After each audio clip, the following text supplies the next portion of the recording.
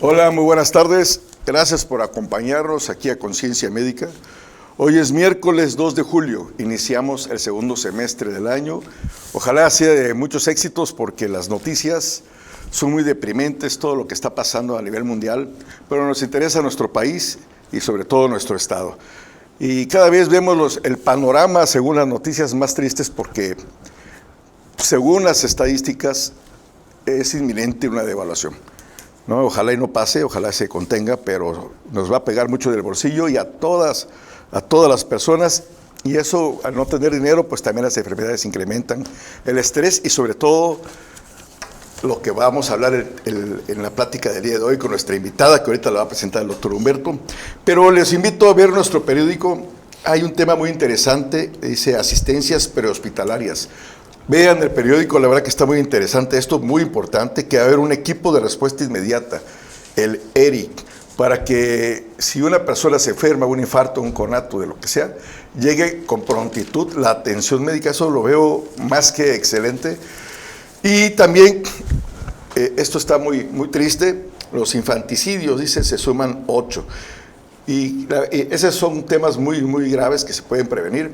Y además también las complicaciones de las lluvias, la temporada que estamos viviendo, viene el dengue, la chikungunya, todas las diarreas, y es muy importante prevenir. Por eso este programa, para que usted lo revise y sepa cómo prevenir o cómo atenderse a tiempo y no esperar que esté complicado y venga con enfermedades graves y que no tenga economía suficiente para poderse atender.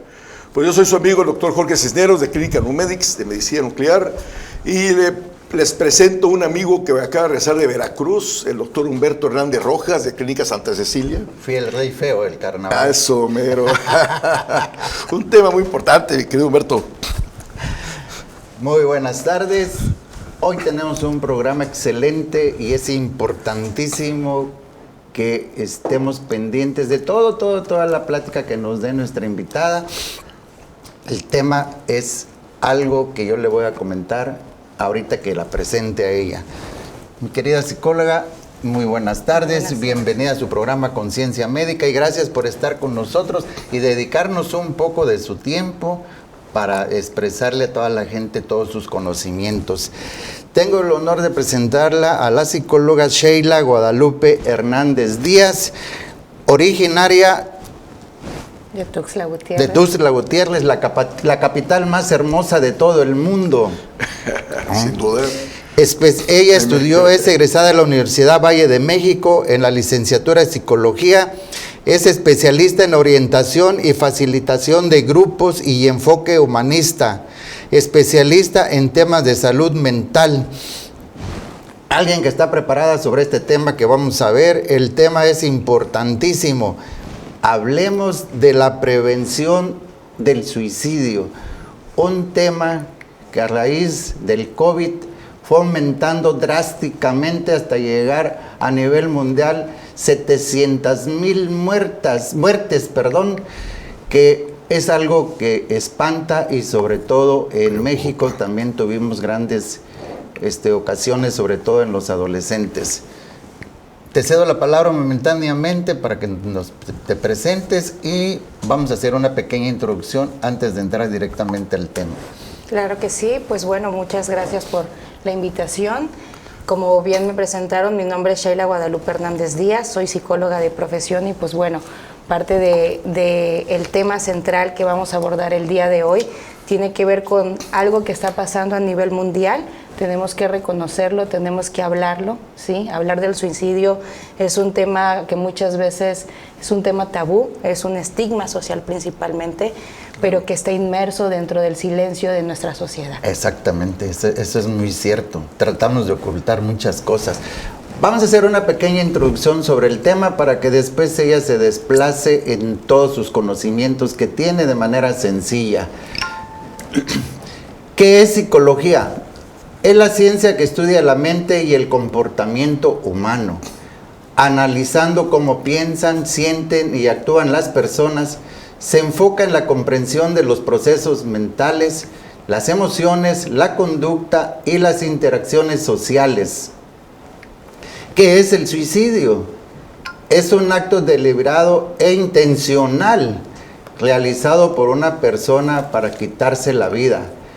Es la muerte en acto de violencia dirigido hacia uno mismo con la intención de morir.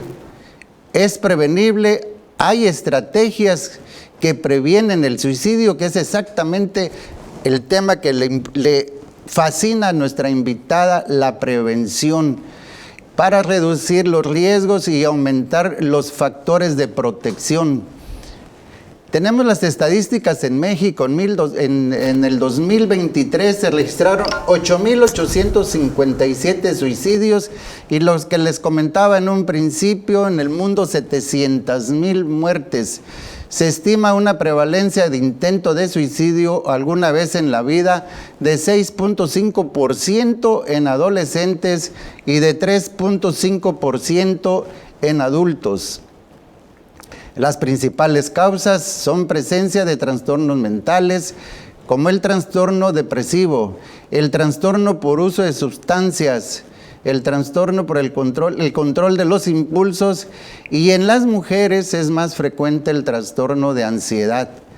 Es la tercera causa de muerte más frecuente en las personas de 15 a 29 años de edad. ¿Por qué es importante prevenir el suicidio, que es parte de nuestro tema? La prevención del suicidio implica eliminar el estigma, como comentaba ahorita nuestra psicóloga, hacia la salud mental y trabajar para que las personas pidan apoyo siempre que estén ante una situación emocional complicada, que es cosa lo que nunca hacemos, porque queremos resolverlo a veces escondiéndonos dentro de nosotros mismos para no enfocar nuestro problema hacia otras gentes, principalmente en las mujeres que son violentadas. Esto es lo del estigma que hablábamos, es algo importantísimo. Sobre todo yo veo a niños que como tipo autistas, pero al final de cuentas no son autistas. Llegan, se sientan y se deprimen y hablan de manera muy tímida. A mí me tocó una chiquilla de 8 años de edad. Papá, llévame al karate. Quién sabe qué le pasó en el karate, pero después me lo lleva el papá y me dice, oye, fíjate que mi hija llegó muy emocionada al karate, luego dice que le toca sus pechitos el maestro, que a la hora que le va a apretar el cinturón le pasa a traer su ¿cómo dice él? Su galleta, ¿no? Le digo, y eso es cierto, ya has ido a verlo. Pues es que tengo que creer en mi hija. Pasa el tiempo y la chamaca sigue en la misma situación. Lo llevan con un psicólogo y el psicólogo después dijo que no era el maestro, que era ella que quería llamarle la atención al papá porque las dejaba abandonadas todo el día por el trabajo. Entonces ahí hay un desequilibrio en el pensamiento de tanto de la niña como lo que se comentó, que porque el papá lo mantenía todo el tiempo en el trabajo y ella quería que le prestara atención porque no le hacía caso. Ya después se comentó que dijo, mi papá no me quiere, dice, porque me parezco a mi mamá y mi hermana mayor se parece a él. Entonces, ahí había un problema. Bueno, pues eso lo vamos a tocar posteriormente. Te voy a dejar todo el programa porque ya nos queda poquito tiempo para desplazarnos. Quiero retomar justo este tema porque vamos a llegar a ese punto, hablar principalmente el tema del suicidio. Principalmente lo que debemos de hacer es concientizar que hay diferentes factores que pueden intervenir para que esto llegue a desarrollarse, ¿no? O sea, como un tema central y en una definición que todos podemos conocer, el suicidio tiene que ver principalmente con este acto en donde la persona atenta contra su propia vida, ¿verdad? Algo relevante que tenemos que considerar es que no todos los intentos de suicidio llegan a consumarse. Alrededor de el acto suicida hay aproximadamente unos 20 intentos previos, ¿no? Sí. Desde una ideación suicida, ¿sí? Desde una comunicación, que vienen siendo estas pautas que a veces se llega a señalar como focos de alerta, ¿no? Como que lo avisa, ¿no? Sí, así es. Hay señales de alerta, también hay un comportamiento que llega a empezar a desarrollarse. Lo vamos a ir tocando poco a poco, ¿sí? Pero una de las causas principales también, y quiero por eso resaltar el tema que usted, el ejemplo más bien que usted nos compartía, es que muchas veces tanto hombres como mujeres que en algún momento llegan a pasar por alguna circunstancia de abuso sexual, ¿sí?, son factores predisponentes que pueden considerarse, ¿sí?, para que sean una causa de origen o principal para que toda esta sintomatología se llegue a desarrollar. Pero, por ejemplo, ahí la niña ya después, posteriormente, le dijo al psicólogo, yo me parezco mucho a mi mamá y mi papá no me quiere. Entonces creo que por ahí se iría en la tangente el psicólogo o la psicóloga en decirle al papá, ¿sabe qué? No es el maestro de karate, es la niña que quiere llamar la atención hacia ustedes. ¿Puede ser posible ese diagnóstico? Creo que habrían muchas cosas a considerar, ¿no? O sea, para que nosotros podamos diagnosticar realmente que la niña no pudo haber sido víctima de un acoso o de un abuso, porque el acoso y el abuso son dos cosas diferentes, ¿sí? Tendríamos que aplicar diferentes pruebas también para poder verificar, ¿sí?, que realmente esté en la veracidad, ¿no? ¿Qué pasa muchas veces con las infancias? Que también es uno de los indicadores que a veces son factores importantes en el tema del suicidio. Justo, se cree que a veces son llamadas de atención o son comentarios para que la otra persona está pidiendo ayuda, ¿no? Pero justo tenemos que investigar, acercarnos, que es uno de los modelos de prevención, pero lo primero que debemos hacer siempre es creerle, ¿no? Tenemos que tener credibilidad a lo que nos están compartiendo, porque con base a esa credibilidad la persona va a tener la apertura, la confianza, y la confianza. Así es.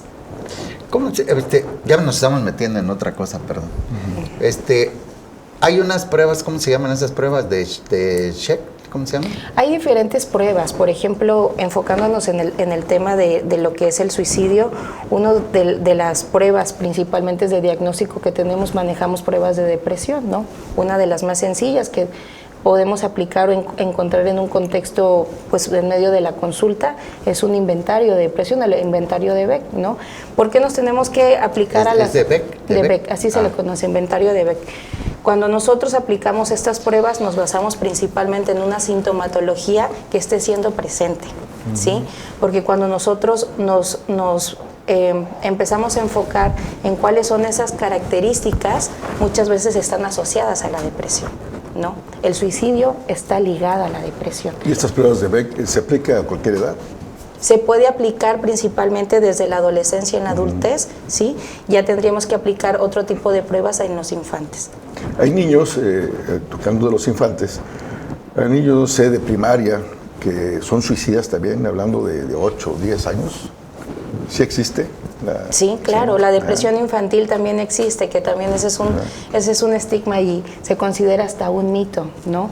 He llegado a conocer padres de familia que en algún momento llegan, se acercan y dicen, pues qué problema puede tener mi hijo, ¿no? Claro. Si realmente tiene todo, tiene juguetes, tiene vestido, tiene casa, ¿no? Pero cuando empezamos a investigar el contexto familiar que están viviendo, a veces esos niños están viviendo en ambientes donde hay violencia psicológica, donde hay violencia física, me explico, en donde tal vez los papás se están divorciando, se están separando, ¿no? Están viviendo tal vez un tipo de violencia vicaria también, que ese es un tipo de violencia tipificada, donde se hace el uso de la violencia psicológica, sí, la separación principalmente a veces de los hijos con las madres, ¿no? O sea, ¿qué voy? Tenemos que entender que todo se resume a un contexto social en donde la persona o el individuo, en este caso el infante, se está relacionando. O que lo ignore el papá o la mamá, ¿no?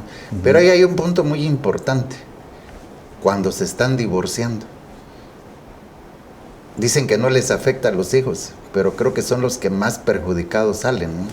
Porque o voy con mi papá o voy con mi mamá y al final de cuentas si yo me voy con mi papá voy a perder el amor de mi mamá. O ellos mismos, los papás, los están influyendo de manera negativa. Tu papá es esto, tu papá es el otro, quítale dinero, sácale esto, sácale aquello. Así es. O alguno de los dos tiene otra pareja y la pareja es agresiva hacia ese niño que no es de ella. Sí. Hay como los papás, los dos, ¿no? Tanto el papá como la mamá o algún familiar, los abuelos, ¿cómo podrían empezar a identificar un niño que es suicida, independientemente de que si la familia, los papás se lleven bien o no, o se estén divorciando, o sean incluso alcohólicos o golpeadores, pero muchas veces no están el papá o la mamá, pero están los abuelos o está el hermano mayor. ¿Cómo pudieran ellos empezar a darse cuenta que ese niño sí es potencialmente suicida? ¿Hay formas? Sí, claro que sí hay formas. Uno de los puntos claves a identificar es que van a presentar cambios en la conducta, van a empezar a presentar cambios en el estado de ánimo, irritabilidad. ¿Me explico? Uno de los factores importantísimos a destacar es el aislamiento, ¿no? Okay. Cuando tú empiezas a notar que tu hijo, tu hija, ese hermano menor, no, ese sobrino, ese infante está empezando a tener principalmente cambios en la conducta, que ya empiezan las quejas en la escuela, ¿no? Que ya empieza a tener un bajo rendimiento escolar, que tal vez, dependiendo de la edad, no es lo mismo un niño de tal vez 5 años a un niño tal vez de 10, 11 años, van a tener modelos de conducta diferentes, pero puede empezar a desarrollar irritabilidad, agresividad hacia sus compañeros, ¿no? Yo siempre le digo a los papás, una de las maneras fáciles para que ustedes puedan ir monitoreando también el desarrollo de sus hijos, pídanles dibujos. Y ahí, por ejemplo... ¿Cómo?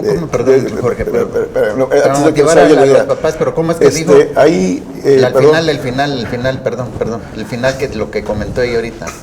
Yo le digo a los papás que, perdón. Pídanles dibujos. Cuando ustedes deseen de alguna manera empezar a conocer el mundo interior del niño, pueden hacerlo a través de los dibujos, ¿sí? Los dibujos son una parte importante, ¿sí? En donde todo este pensamiento inconsciente, todo este mundo emocional del niño se va a ver reflejado ahí. Sí, por ejemplo, como comentas, ¿no? El niño se empieza a aislar, pero pudiera ser, hablando del bullying, que también es un motivo de causas de suicidio, tanto el niño que sí está siendo acosado, como el acosador, también otro niño, ¿los dos pueden ser suicidas? Sí. Más que suicidas, podrían estar desarrollando algún tipo de tendencia, porque más adelante lo vamos a ver en unos puntos claves, conceptos claves.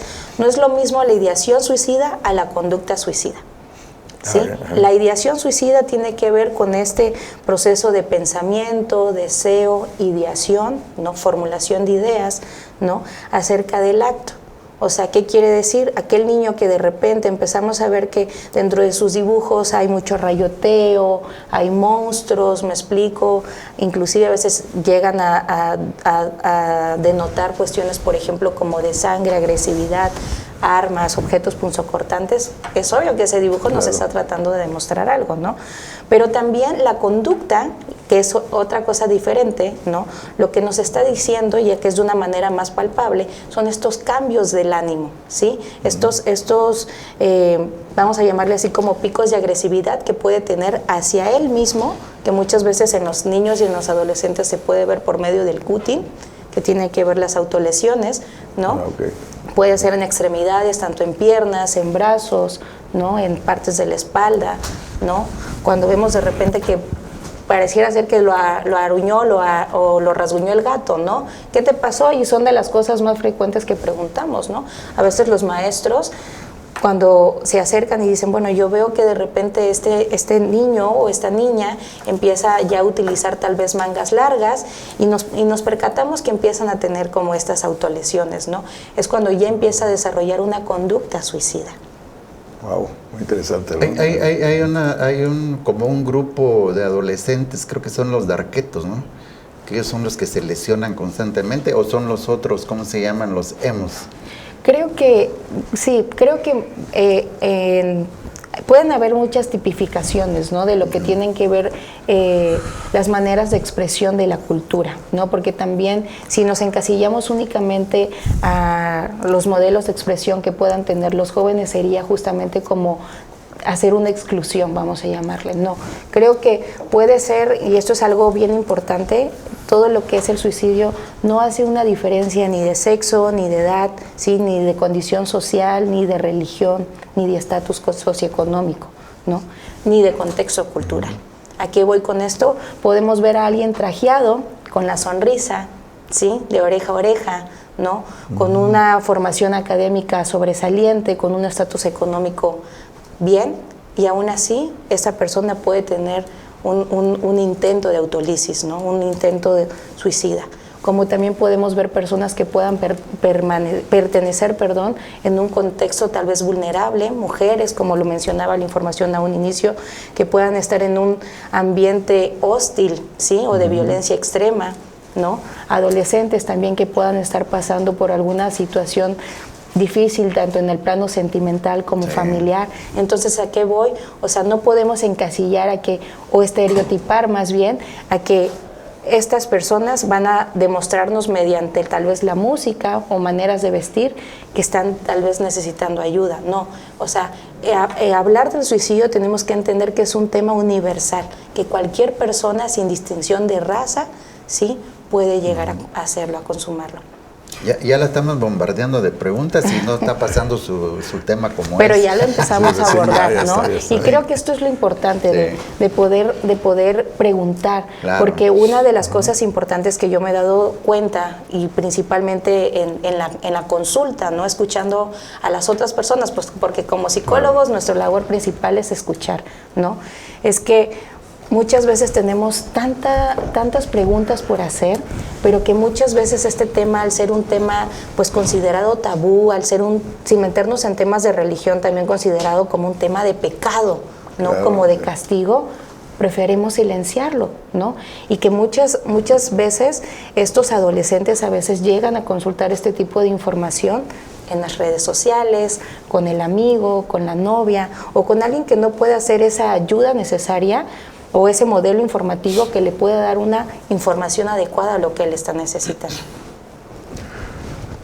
Wow, o sea, eso estamos hablando sobre todo en niños, pero como bien comentas, el estatus social puede ser cualquiera, pero también hay causas que no sean de comportamiento, sino que alguna sustancia o algún problema hereditario. Por ejemplo, hay familias que pueden estar aparentemente sanos, pero el índice de suicidio dentro de esa familia es alto. He conocido casos así, que el abuelo, que luego el papá, luego uno de los hijos son suicidas. Y aunque aparentemente son familias estables, ¿hay alguna causa para que pase eso? Bueno, creo que ahí tendríamos que revisar también, como mencionaba, el contexto social. Sí, es un predisponente, ¿sí? Ahí tiene una predisposición y un índice más alto aquel familiar, hijo, padre o abuelo, en donde en su contexto de vida o en su historia familiar ya han habido suicidios consumados previos, ¿no? Me tocó una vez el caso de una persona, de un chico que conocí, ¿sí? Un paciente también llega a la consulta. Y dentro de su historia de vida, él llegó por un diagnóstico previo de depresión, ¿no? Llegó con un diagnóstico de depresión, tenía pues sentimientos de tristeza, ¿no? Falta de motivación, pérdida de interés en sus actividades que antes disfrutaba hacer, pero un motivo principal, la razón principal es que meses antes, 2 meses anteriores, ¿sí? Había fallecido su papá, ¿sí? Y su padre había fallecido porque se había suicidado, ¿no? Entonces, este chico, vamos a ponerle el nombre de Pedro, ¿no? Pedro, pues revisando su contexto social, ¿sí? Él vivía con su papá, vivían los dos juntos, ¿no? Entonces se dedicaba obviamente a cuidar a su papá porque no era un adulto mayor, era un adulto aproximadamente de unos 50, 60 años de edad, ¿no? Que por razones que desconocemos, ¿no? Llegó a cometer el acto suicida. Sin embargo, este chico empieza obviamente a caer en depresión, pues porque efectivamente ya no contaba con una red de apoyo, ¿no? Todo el contexto en donde él vivía, que era la misma casa donde compartía, pues era obvio que le traía un recuerdo constante de su papá, ¿no? Y revisando más a fondo su caso, su historia, también habían ya no había sucedido directamente de un familiar, o sea, ¿qué quiere decir un familiar directo? Su padre en ese caso, pero anteriormente el abuelo, ¿sí? Investigando justamente lo que usted mencionaba, no había consumado el acto, pero en algún momento había tenido también tendencia a la depresión. Entonces, aquí es importante, pareciera ser que no, pero revisar también nuestro árbol genealógico, ¿sí? Nuestra historia de vida, ¿qué hay ahí en esa historia de vida? Porque también muchas situaciones o muchas familias, ¿qué pasa? Cuando hay este tipo de situaciones de depresión, vamos a llamarle una depresión severa, no una depresión que debe ser atendida, ¿qué se dice? Shh, cállate, no le digas a nadie, ¿no? O sea, reprime, esto, exactamente, esto que estamos pasando, lo vamos a pasar nosotros juntos, ¿no? No le vamos a decir al abuelo, a la tía, ¿no? O a la comadre, o peor todavía, ¿no? Si estamos inmersos en un campo médico de salud, ¿cómo? O sea, si la familia, somos la familia fulana de tal, esta circunstancia no puede pasar, vamos a hacer como que no pasó nada, ¿no? Entonces, ¿a qué voy? Reitero, el tema del suicidio es un tema importante de tocar, pero que muchas veces llega a tener este impacto social desde el silencio, ¿no? Es un tema que a veces consideramos y decimos, y yo lo digo así, pobrecitos, ¿no? Pero ¿por qué pobrecitos? O sea, ¿por qué tenemos que empobrecer a las personas que en algún momento, al contrario, están tomando, porque la ideación o la conducta suicida está tomando una actitud inconsciente de ayuda? Está buscando una ayuda que muchas veces, en lugar de que llegue a facilitarse algo por parte del familiar, llega a señalarse, llega a juzgarse, llega a regañarse. Y nos reímos de ellos. El tema es importante, sobre todo porque se llama la prevención del suicidio. Como decía Jorge, ¿cómo podemos detectarlo? Pero ese punto lo vamos a tocar ahorita que regresemos del corte. Pues seguimos en este programa tan interesante de que la prevención y atención del suicidio. Y regresando con esta invitada, psicóloga Sheila Hernández, entonces, la depresión puede llevar al suicidio, ¿verdad? Sí, creo que algo muy importante, y quisiera ver si podemos proyectar en la pantalla para que todos tengamos esta información. No podemos delimitar únicamente a la depresión como una causa única. No podemos delimitar, reitero, no podemos delimitar a la depresión como una causa única, ¿sí? Para cometer el acto suicida, pero sí que está relacionada, ¿no? ¿A qué nosotros podemos entender por depresión? Principalmente que la depresión es un tipo de trastorno, no es una enfermedad, ¿ok? Así es un trastorno de la conducta y es un trastorno emocional, sí, que va ligado principalmente a una tristeza extrema, ¿ok? Que esta tristeza lo que hace es imposibilitar a la persona que pueda realizar o gozar de las actividades o la calidad de vida que anteriormente llevaba. ¿Sí? Vamos a dejarlo en esas palabras comunes y coloquiales, ¿no? Cuando nosotros hablamos de la depresión, principalmente decimos, bueno, ¿y cómo sé que tengo depresión? ¿No? ¿Cómo podría poner en un rango delimitar qué nivel de depresión tengo? Para eso podemos principalmente, reitero, hablar de la sintomatología, los síntomas. Los síntomas más comunes de la depresión pues es la tristeza profunda, ¿no? Aislamiento, ¿no? Falta de apetito, insomnio o hipersomnia, ¿no? Que esta falta también de sueño, ¿no? O este sueño excesivo que se pueda tener, cambios del estado de ánimo, cambios en los modelos de conducta, irritabilidad excesiva, enojos, agresiones, ¿sí? O sea, la depresión tiene diferentes escalas, ¿no? La depresión puede ser medible desde una depresión leve, moderada, hasta severa, ¿no? Pero nosotros llegamos muchas veces a confundirlo con la distimia, ¿sí? La distimia, a diferencia de la depresión, no nos imposibilita estar en el día a día, ¿sí? Por ejemplo, cuando nosotros observamos una persona que constantemente está decaída, está triste, ¿no? Está perdiendo interés en sus actividades, pero pensamos que es momentáneo y a lo largo de la semana seguimos observando su conducta y esa persona logra ser funcional, ¿no? Esa persona está pasando por un cuadro de distimia. Distimia. Cuando una persona está pasando por un cuadro depresivo, esta persona va a ser completamente notorio que está en un decaimiento total, ¿sí? Esta persona va a perder completamente el interés, ¿sí? De realizar las actividades que comúnmente disfruta y que se va a abocar principalmente a aislarse. Empieza a tener un descuido en su imagen personal, en esa higiene personal, ¿no? Empieza a tener también un consumo de sustancias, alcohol, tabaco, sustancias ilícitas, consumo de drogas también, ¿no? En desmedida. Empieza a aislarse de sus familiares, de los amigos, inclusive puede empezar a desarrollar ausentismo en el trabajo, ¿no?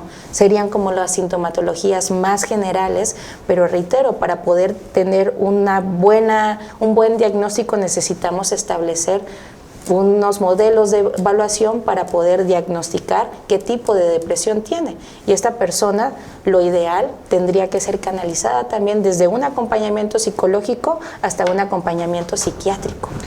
Y ahí, ¿cómo la persona se debe de autoidentificar que está depresivo? ¿O es algún familiar? ¿O cómo es que se detecta? ¿O quién lo va a encauzar que acuda con el psicólogo, con la psicóloga? Eso es una muy buena pregunta, porque muchas veces, ¿verdad? Y muchas veces cuando nos preguntan cómo estamos, ¿cómo está el día de hoy? Muy bien. Muy bien. ¿Y usted cómo está el día de hoy? Feliz. Muy bien. ¿Y qué pasa si con el sol brillante? Excelente, ¿verdad? Y si qué pasaría si en una de estas interacciones decimos me siento muy mal. Y claro, nos inundamos con el silencio, sí, ¿verdad? Así es porque justamente no sabemos qué hacer. ¿No? ¿Qué decirle? Sí. Entonces, cuando nosotros, no es el confrontar, pero cuando nosotros interactuamos con una persona que puede estar pasando depresión, muchas veces esa persona tampoco lo sabe. ¿Sí? Tal vez esta conducta puede ser inconsciente, pero mayormente los familiares o las personas cercanas al individuo logran denotar esos cambios, principalmente en la conducta y en el estado de ánimo. No es normal que si un niño o un adolescente o un familiar antes disfrutaba salir a correr, platicar, ¿no? Establecer llamadas de contacto, me explico, acudir al trabajo o acudir a la escuela, de repente ya no tenga ganas de levantarse, ya no tenga ganas de bañarse, ya no tenga ganas de ir a la escuela, ya no tenga ganas de comer, tenga llanto constante. Inclusive a veces hasta ahorita sabemos que el chismógrafo número 1 es el Facebook, ¿verdad? Y muchas veces hasta llegan a haber publicaciones o estados que también la persona no puede referirlo desde su modelo de conducta, pero sí desde una red en el que puede estarse apoyando, ¿no? Entonces, aquí hago énfasis con esto, siempre es un llamado de ayuda. Nunca debemos de minimizar todos esos signos o señales de alerta que la persona de manera consciente o inconsciente nos puede estar señalando. Y yo siempre invito a las personas a decir, es importante tener estas charlas difíciles con los familiares, porque cuando ya nos empezamos a dar cuenta que algo no está siendo normal, entre comillas, tenemos que tomarnos de valor y poder platicar sin juzgar, sin criticar y sin regañar a la persona cómo se siente.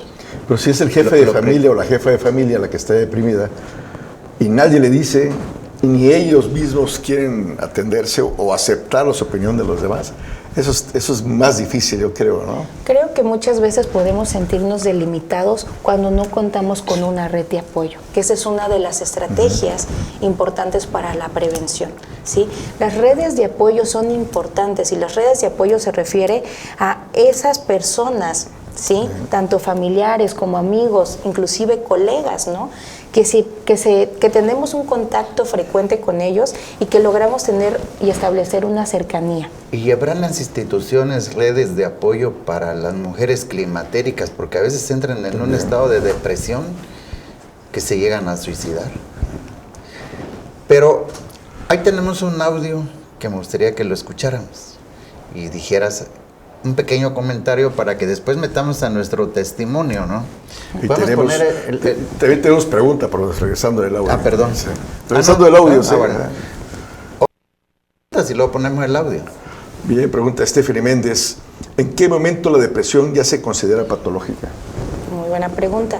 Una depresión llega a ser patológica cuando la sintomatología rebasa desde un tiempo, desde una durabilidad, y toda esa sintomatología, todo esa tristeza, todo ese aislamiento, todo ese desgaste mental, llega a condicionar la vida. ¿Qué quiere decir? Cuando nosotros empezamos a notar que esta persona ya llegó a un estado crítico, pero sigue siendo persistente, en algún momento esa persona puede llegar a colapsar.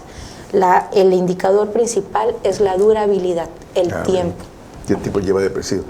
¿Vamos a ir al audio o hago los comentarios que hay aquí también? Haz el comentario. Al audio, bueno, sí. Vamos al audio. Y es que ese tema es tan importante que le digo a mis 3 hijas, ya están un poco más adultas, 20, 22, 25. Una doctora, el piloto aviador, mi hija Valeria, que nunca pensé que fuera a poder manejar una avioneta, y bueno, y la que va en 5º semestre de odontología. Pero viene que les digo, oigan, hablen con sus amigas, con sus amistades, acuérdense de su primo, Gino, chavo de 16 años, enamorado, decepcionado por una novia que lo dejó por otro niño, ahorita en la adolescencia, hace ya 4 o 5 años, y se fue por la vía rápida, o sea, se ahorcó y perdió toda una vida cuando pudo haber tenido más amores, más decepciones, pero, o sea, no se da uno cuenta a veces de las tristezas o depresiones de los hijos. Wow. Ese comentario del audio es importantísimo, ¿no? Del adolescente que lo deja la novia o al revés, que lo deja el novio y terminan suicidándose. Sobre todo lo más práctico es ahorcarse. Sí. También antes tengo un comentario de Miguel Ángel Carlos, saludos. Dice, en un mundo de donde las redes sociales han ocupado un lugar preponderante para distraernos de la realidad, se convierte en un foco rojo importante en donde los padres, en especial, debemos poner todos nuestros sentidos alertas para evitar que nuestros hijos estén más que descuidados. Sí. Eso es lo que iba a comentar ese ratito, ¿no? Que dijiste las redes. Gracias. Las redes pueden ser tan peligrosas que empiezan a comentar, fulano de tal es esto y esto y esto y esto y esto, y viene otro y agrega, y viene otro y agrega, y viene otro y agrega, y ya se hace un comentario ya de una gran multitud, y de repente te viene alguien y te dice, mira lo que están hablando de ti. Sí. Y nos deprime, nos acaba, porque eso nos pasa a nosotros los médicos, cuando a veces en las redes nos están matando, sí. Las terceras personas que no saben ni lo que pasó en el evento clínico. Es muy buen comentario. ¿De quién fue el comentario? De Miguel Ángel Cano. Saludos, Miguel Ángel. Gracias, Miguel Ángel. Bueno, volvamos al audio, ¿no?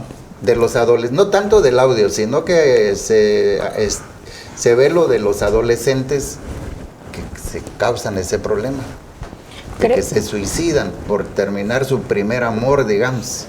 Creo que no solamente es un tema de adolescentes, creo que tiene que ver con un tema de la humanidad, ¿no? Y de la humanidad desde el sentido de que le damos tanta importancia, ¿no?, a la compañía, ¿sí?, del otro, a este modelo romántico, ¿no?, que se nos ha impuesto acerca del amor, que muchas veces el comprender que somos un individuo completo, ¿sí?, que tenemos que estar en esa búsqueda de esa transformación, pero que muchas veces también cuando nosotros, cualquier persona, tanto hombres como mujeres, pueden pasar por una ruptura, por una separación amorosa, aunque muchas personas puedan verlo algo como minúsculo o algo pasajero, ¿sí?, por la experiencia, por los años, ¿no? Supongo que obviamente el comentario lo hace alguien mayor, ¿no? Por eso dice, claro, tantos amores que faltan porque él viva, ¿no? Efectivamente, pero esta persona en ese momento no está pensando en los amores que va a tener, está pensando en el momento presente. Lo que perdió. ¿No? Exactamente. Y creo que uno de los puntos importantes aquí de retomar es la valiosidad que tienen que tener tanto los padres como las redes de apoyo, reitero, para que se acerquen a esas juventudes y a esos familiares cuando están pasando por un momento difícil. Las circunstancias pueden ser diferentes, pueden ser desde una ruptura sentimental, puede ser desde una pérdida de un empleo, ¿sí?, puede ser desde la muerte de un familiar, como el ejemplo que poníamos anteriormente, de cuestiones, detalles económicos, ¿sí? Enfermedades crónicas. Vamos a ir a un corte Claro. Y también tenemos un testimonio. Y ¿verdad? regresamos con el testimonio, pero antes que nos vayamos directamente al corte, lo que comentaste hoy, vino un amigo al consultorio y me dice, el tema que estás tocando, dice, quiero que digas lo que yo siento. Dice, hace 2 meses yo perdí mi esposa. Cuiden a sus esposas y denle en vida todo lo que necesiten como pareja, no económicamente. Regresamos y traemos nuestro testimonio. Bueno, pues muchas gracias por acompañarnos y seguir sintonizándonos. El día de hoy, pues con mucho cariño, realmente quiero presentarles a una persona que, aparte de ser mi paciente, es una persona que admiro. Quiero darle la presentación a Iván Somoano, que nos acompaña el día de hoy. ¿Qué tal? Buenas tardes.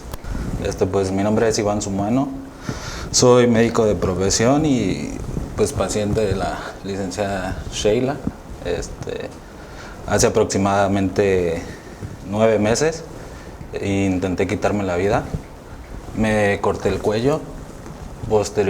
Anteriormente a cortarme el cuello, había ingerido raticidas y alrededor de 20 pastillas para quitarme la vida.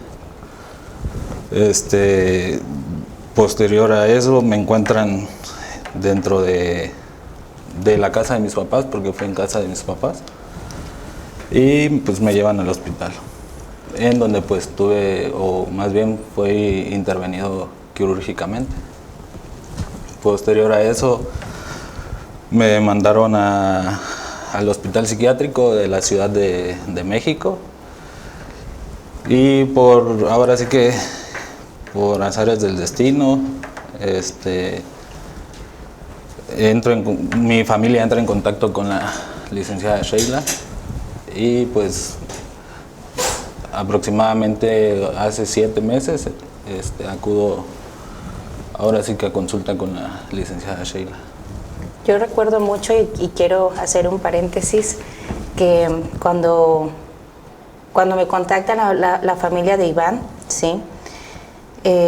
Una de las cosas principales que hice valga la redundancia, fue ponerme en el lugar de los familiares, ¿no? En ese caso, de mamá, y considerar que lo primero que teníamos que hacer es fortalecer esa red de apoyo. Y quiero retomar esto porque una de las cosas importantes, cuando ya tuve el placer de conocerte, Iván, y recuerdo muy bien esa consulta en la que llegó y me fuiste muy claro. ¿Te acuerdas? ¿Cuántas sesiones me dijiste que habías tomado? Usualmente yo le comentaba que yo ya traía ahí pues un proceso de depresión en el que se dieron cuenta mi esposa, mi mamá, mis papás, y me decían, acude con un psicólogo. Y sí, lo hacía, pero iba 2, 3 veces a lo mucho y lo dejaba.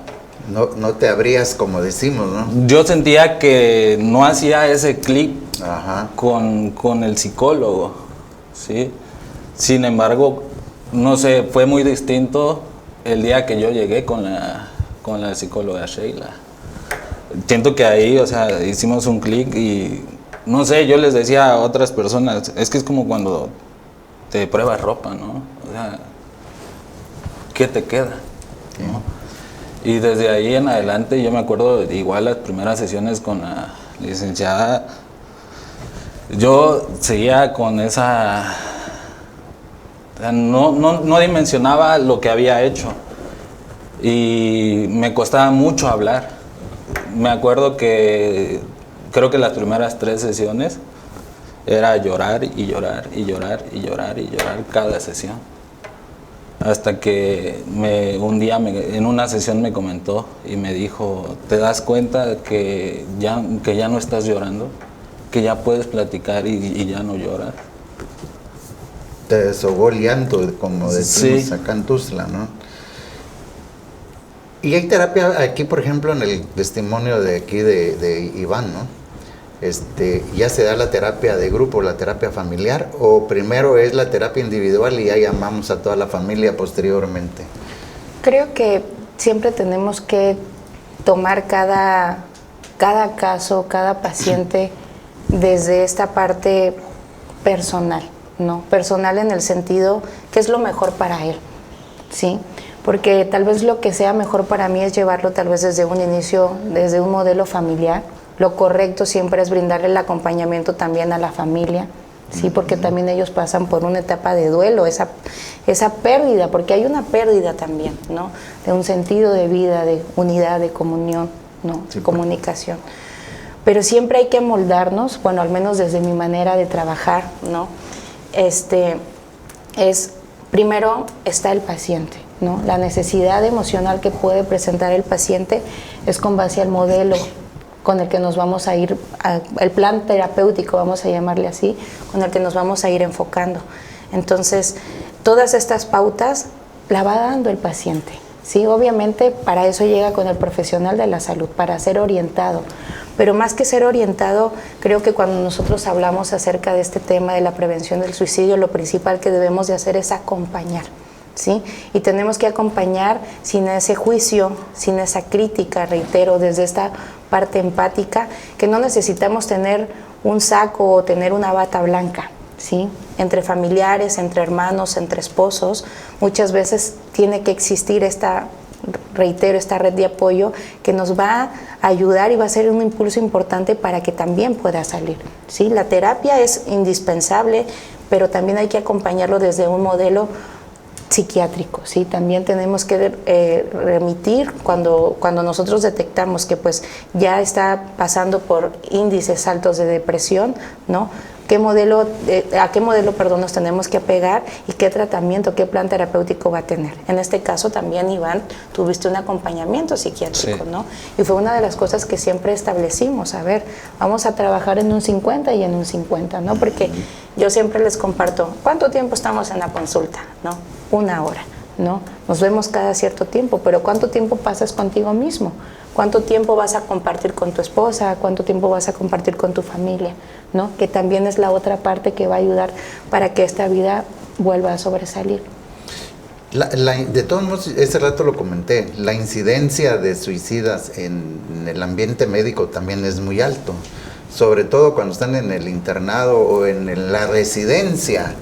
Ahora, últimamente, por medio de las redes hemos sabido que residentes se han matado, y empezando el primer año de la residencia. En mi caso, ya platicándolo con mi familia, pues ellos se empiezan a dar cuenta precisamente desde el internado, ¿sí? Previamente a eso, yo creo que mi primer intento suicida fue alrededor de los 16, 17 años. Pero donde se empezó a agravar fue a raíz del internado. No sé, por ese exceso, así lo veo yo, de trabajo, de que nunca has tenido también esa responsabilidad que ya te empiezan a dar ahí, el cansancio, el no dormir bien, el no comer bien. En mi caso yo lo hice fuera de Tuxtla, pues estaba mi abuela, ¿no? Pero no estaban mis papás, no estaban mis hermanos. Esa sensación también de soledad. De soledad. Desde ahí es que ellos empiezan a dar cuenta. Y pues, como lo hemos platicado en las sesiones, ¿no? Porque yo le decía, es que no me siento todos los días bien, ¿no? Entonces me ha enseñado la LIC a decirme, es que la felicidad no es lineal, ¿no? Entonces van a haber altibajos, vas a estar arriba, vas a estar abajo. En algún momento, a pesar de haber ya intentado quitarme la vida, volví a tener esos pensamientos, ¿sí? Llegó un punto en el que me estaba volviendo a sentir como me sentía antes de intentar de cortarme el cuello. Pero gracias ahora sí que a mi red de apoyo, pues actuamos de nuevamente, a tiempo, ¿sí? Y a pesar del apoyo de la licenciada, del apoyo de mi familia, llega un punto, lo platicaban hace rato, en el que ya no te sientes útil, te sientes en el trabajo, sientes que no eres valioso, en tu casa tampoco, sientes que no eres indispensable, ¿no? Y gracias a la intervención de todos ellos, ahora sí que esta ocasión no llegó a que yo atentara contra mi vida. Pero tanto el apoyo psicológico como también llevo un tratamiento psiquiátrico, ha sido valioso para que yo pueda, a día de hoy, o sea, ya no, o sea, por mi mente ya no pasa Ya eso. no pasa. Tu tratamiento es multidisciplinario, ¿no? Sí, es en conjunto. Fíjate que, sí, ya nos queda muy por corto el tiempo. Hay la hija de un amigo que estudió medicina, igual que tú. Al entrar al internado, una gran lloradera, que no lo iba a cursar y que no lo iba a terminar y que no lo iba a terminar. Y lo obligaron los papás que lo terminara el internado. Ahorita viene el servicio social. ¿Cómo le va a hacer en el servicio social? Qué bueno que tú ya te sientes mejor, ya te sientes liberado bajo una profesionista. ¿Qué le pudieras recomendar a la gente que nos esté escuchando para prevenir estos intentos de suicidio? Para empezar, ser sinceros, ¿sí? Sobre todo en el hombre, porque se tiene el estigma de que el hombre debe salir adelante, ¿sí? Que el hombre no llora, que el hombre es el que tiene que sacar adelante a la familia, ¿no? Entonces por eso nos callamos a veces muchas cosas, no decimos lo que sentimos, pues nos vamos guardando y se va haciendo un cúmulo y un cúmulo de todos esos sentimientos, y eso es lo primordial, ser sinceros, pedir ayuda, estar mal, está bien decirlo, ¿sí? Y ese es el primer paso, aceptar que uno no está bien, aceptar que uno está triste, que uno también llora, ¿sí? Entonces lo principal es eso, principalmente pedir ayuda. Bueno, mi querida psicóloga Sheila, tiene usted 30 segundos para despedirnos, para ver qué más podemos decir, porque el tema está tan bueno que creo que vamos a hacer la parte número 2. Yo creo que así va a ser. Yo creo que sí. Pues bueno, principalmente retomar esta parte de la concientización de la salud mental. Es importante que nosotros la podamos visibilizar, hacer una invitación a todas las personas que nos están viendo a que tengan estas conversaciones incómodas. Hay preguntas que salvan vidas, ¿sí? La depresión puede ser algo que no se ve, pero principalmente entender que el suicidio es algo que nos dio señales de alerta, pero que no se atendió, ¿ok? Cualquier sugerencia, cualquier pregunta, pueden consultarnos. De todas maneras, voy a dejar mi número de contacto para cualquier persona que en algún momento requiere una atención o una orientación. Con mucho gusto está la disponibilidad. Pues gracias por estar con nosotros, y Iván, te felicito porque desde en un principio te ofrecimos que si te tapábamos la cara, que si no dábamos tu nombre, pero eso que tú estás haciendo de enfrentarte al público y decir, soy fulano de tal y yo cursé esto y esto, es muy valioso para ti, para nosotros y para los que nos están viendo. Muchas gracias por tu apoyo y tu orientación. También como médico, enfrentarlo. Qué bueno, te felicito. Pues mi queridísima Sheila, te agradecemos y te damos un pequeño reconocimiento, y creo que vamos a ir preparando la parte número 2, de parte del doctor Jorge Cisneros, que te está expresando tu valiosa cooperación, y también aquí a nuestra psicóloga también que está con nosotros, y queremos que vuelvan a poner su número telefónico porque todos hemos tenido un intento de suicidio, en pequeño o en grande, y que no ha llegado a culminar hasta la muerte, que eso es lo importantísimo en nuestra vida. Muchas gracias por estar con nosotros, y recuerde que nosotros traemos la ciencia y usted haga conciencia. Usted haga conciencia. Y recuerda, la conducta suicida no es un acto valiente, está vinculada a un alto grado de sufrimiento. Muchas gracias por estar con nosotros y nos vemos en el siguiente tema. Pero recuerde que a las 7 de la noche, Chiapas al cierre con Alex Domínguez. Muchas gracias.